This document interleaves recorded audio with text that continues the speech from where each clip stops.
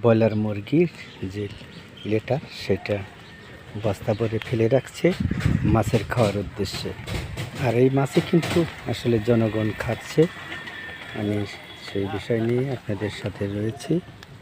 আপনারা দেখছেন যে বিভিন্ন জায়গায় বস্তা ফেলেছে ব্রয়লার মুরগির যে নোংরা, সেটাই এখানে রয়েছে বস্তা ভর্তি।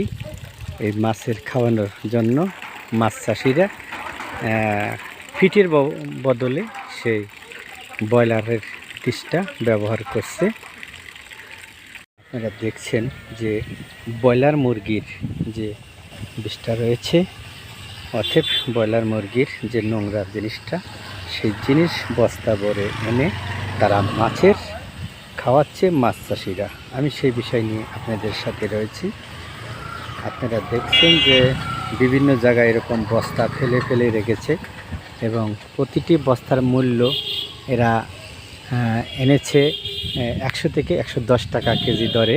আর অথচ একটি মুরগির ফিট মানে মাছের ফিট যদি খাওয়ানো হয় তাহলে মোটামুটি 2500 থেকে 2400 টাকা বস্তা পড়ে। সেক্ষেত্রে দেখা যায় যে একটি বস্তা 110 টাকা 105 টাকা ভাড়া দিয়ে পড়ে।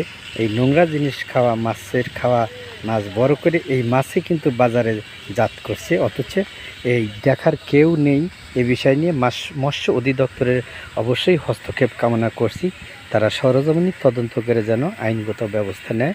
আমি আপনাদের সাথে রয়েছি শেখ মোহাম্মদ বিল্লাল হোসেন, অনলাইন নিউজ বাংলা।